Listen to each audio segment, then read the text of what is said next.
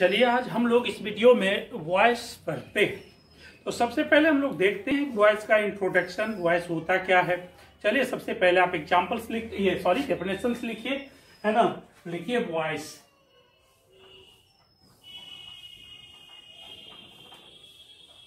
Voice का relation verb से होता है। वर्ब के दो तरह का प्रयोग होता है जिसको हम लोग वॉइस कहते हैं, है ना। वर्ब का यूज कितने तरह से? दो तरह से होता है, एक सब्जेक्ट के अनुसार और एक ऑब्जेक्ट के अनुसार। ये दो तरह से प्रयोग करना ही क्या कहलाता है? वॉइस कहलाता है ना। वॉइस में जो होता है वर्ब का दो तरह से यूज होता है, एक सब्जेक्ट के अनुसार और एक ऑब्जेक्ट के अनुसार। यही प्रयोग करना वॉइस कहलाता है। चलिए हम लोग इसका इंट्रोडक्शन देखते हैं।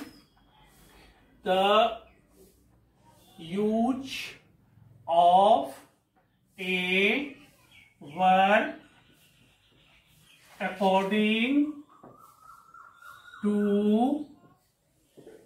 either its subject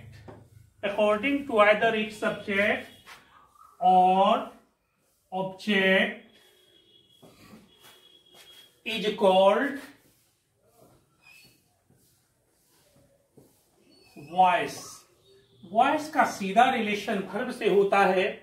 आप देखिए लिखे हैं the use of a verb, किसी वर्ब का प्रयोग according to either its subject, या तो इसके सब्जेक्ट के अनुसार, और ऑब्जेक्ट या ऑब्जेक्ट के अनुसार, इज कॉल्ड कहलाता है वॉइस। वॉइस का संबंध सीधे वर्ब से होता है। वर्ब का दो तरह से प्रयोग होता है, एक सब्जेक्ट के अनुसार और एक ऑब्जेक्ट के अनुसार। इसका हिंदी भी आप समझ सकते हैं, किसी वर्ब का उसके सब्जेक्ट या ऑब्जेक्ट के अनुसार प्रयोग करना वॉइस कहलाता है।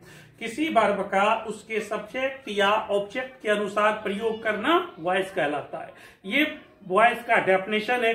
अब हम कैसे किसी सेंटेंस में देखेंगे कि यहाँ पर प्रयोग सब्जेक्ट के अनुसार हुआ, यहाँ पर प्रयोग ऑब्जेक्ट के अनुसार हुआ। तो चलिए किसको एग्जाम्पल से समझते हैं कि कब समझते हैं कि कोई वर्ब सब्जेक्ट के अनुसार प्रयोग होता है तो कोई ऑब्जेक्ट के अनुसार प्रयोग होता है। चलिए एक एग्जाम्पल चलिए हम लोग लिखते हैं राम इज प्लेइंग चेस। अब इस सेंटेंस को आप देखिए, Ram is playing chess example है जिसमें राम सब्जेक्ट है, इज प्लेइंग वर्ब है और चेस ऑब्जेक्ट है। राम इज प्लेइंग चेस, आप समझ रहे हैं, प्रेजेंट इम्परफेक्ट का सेंटेंस है। राम शतरंज खेल रहा है, ऐसा इसका मीनिंग होता है। राम शतरंज खेल रहा है, इसका मीनिंग है। इसमें राम सब्जेक्ट है, इज प्लेइंग वर्ब है और चेस ऑब्जेक्ट है। अब इस सेंटेंस को आप देखिएगा तो लिखेगा, ये पता चलेगा आपको ये खेलने का काम, ये जो शतरंज खेलने का काम है किसने किया? राम ने किया। और राम किसके जगह पर है? सब्जेक्ट के जगह पर है। तो यहां पर ये जो इज प्लेइंग वर्ब का प्रयोग हुआ है ये अकॉर्डिंग टू सब्जेक्ट हो गया। किसके अनुसार हुआ?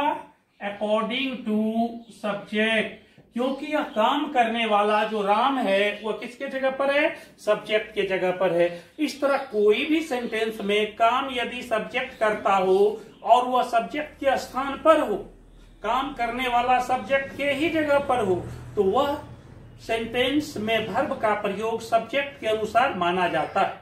फिर एक और एग्जांपल लिखते हैं, इसी को हम लोग ऐसे लिखते हैं, chess is being played by Ram. ये दूसरा एग्जाम्पल आप देख रहे हैं, chess is being played by Ram. इसमें देखिए चेस सब्जेक्ट हो गया, इज बीइंग प्लेड वर्ब हो गया, बाय राम ऑब्जेक्ट हो गया। इस ऊपर वाले सेंटेंस में चेस खेलने का काम किसने किया?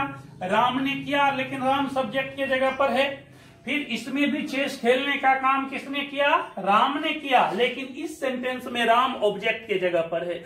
इस तरह आप देख सकते हैं कि इस सेंटेंस में पहला एग्जाम्पल में प्लेइंग का प्रयोग सब्जेक्ट के अनुसार हुआ और दूसरे में ऑब्जेक्ट के अनुसार हुआ। इसको क्यों कहते हैं सब्जेक्ट के अनुसार हुआ? क्योंकि खेलने वाला राम जो है सब्जेक्ट के जगह पर है। इसमें क्यों कहते हैं ऑब्जेक्ट के अनुसार हुआ? क्योंकि खेलने वाला राम ऑब्जेक्ट के जगह पर है। ये वर्ब का प्रयोग किसके अनुसार हुआ? According to object. इस तरह वर्ब के दो प्रयोग होते हैं, एक सब्जेक्ट के अनुसार और एक ऑब्जेक्ट के अनुसार, ये दोनों तरह से प्रयोग करना वॉइस कहलाता है। आप याद रखें, इस सेंटेंस का जो मीनिंग है वही मीनिंग इसका है, लेकिन सेंटेंस का जो है कंस्ट्रक्शन जो है, लिखने का स्टाइल जो है वो चेंज हो जाता है, लेकिन मीनिंग सेम रहता है।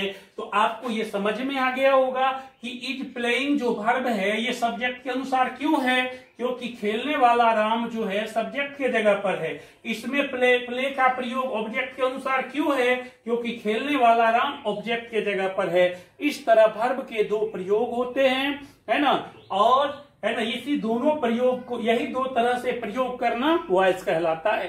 फिर एक और एग्जांपल देखिए, है ना, he has helped you, he has helped you. अब इस सेंटेंस में देखिए, ही सब्जेक्ट है, हैज हेल्प्ड वर्ब है और यू ऑब्जेक्ट है।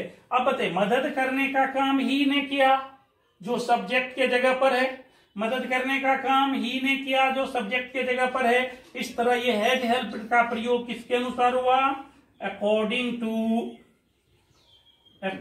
To subject. ये वर्ब का प्रयोग जो ये हैज हेल्प्ड है ये किसके अनुसार हो गया, सब्जेक्ट के अनुसार प्रयोग हो गया, क्योंकि यह मदद करने वाला ही जो है सब्जेक्ट के जगह पर है। फिर इसको हम लोग देखिए एक और एग्जांपल लिखते हैं, you have been helped by him, है ना। इसमें देखिए यू सब्जेक्ट है, इसमें हैव बीन हेल्प्ड वर्ब है, हिम ऑब्जेक्ट है। अब इसको देखकर बताइए, मदद करने का काम किसने किया, हिम ने किया, ये जो ऑब्जेक्ट के जगह पर है, इसलिए ये यू को हेल्प हुआ, और किया हिम ने जो ऑब्जेक्ट के जगह पर है। इस तरह करने वाला, ये मदद करने वाला ऑब्जेक्ट के जगह पर है, इसलिए हम कह सकते हैं कि ये वर्ब का प्रयोग अकॉर्डिंग टू ऑब्जेक्ट, है ना। इस तरह वर्ब का दो प्रयोग करना, है ना, वॉइस कहलाता है ना। ये भी दो एग्जाम्पल आपने देखा, चार एग्जाम्पल्स देखा। इसमें राम इज प्लेइंग चेस में इज प्लेइंग सब्जेक्ट के अनुसार हुआ, क्योंकि खेलने का काम राम कर रहा है और ये सब्जेक्ट के जगह पर है ना। फिर जैसे देखिए, chess is being played by Ram, इसमें प्ले खेलने का काम राम कर रहा है जो ऑब्जेक्ट के जगह पर है, इसलिए इसमें वर्ब का प्रयोग अकॉर्डिंग टू ऑब्जेक्ट हो गया। इसमें देखिए ही हैज हेल्प्ड यू, इसमें देखिए हेल्प करने वाला ही है जो सब्जेक्ट के जगह पर है, इसलिए ये वर्ब का प्रयोग सब्जेक्ट के अनुसार हो गया, है ना। You have been helped by him, ये मदद करने का काम हिम ने किया जो ऑब्जेक्ट के जगह पर है। इस तरह यह वर्ब का प्रयोग ऑब्जेक्ट के अनुसार हुआ। तो आपने देखा ये वॉइस का इंट्रोडक्शन, वॉइस में वर्ब का प्रयोग होता है, ये दो तरह से प्रयोग होता है, एक सब्जेक्ट के अनुसार और एक ऑब्जेक्ट के अनुसार। ये दोनों तरह से प्रयोग करना वॉइस कहलाता है ना। तो आपसे यदि पूछा जाए कि ये वॉइस क्या है, तो आप आसानी से कह सकते हैं वॉइस वर्ब का प्रयोग है जिसमें सब्जेक्ट या ऑब्जेक्ट के अनुसार प्रयोग किया जाता है ना।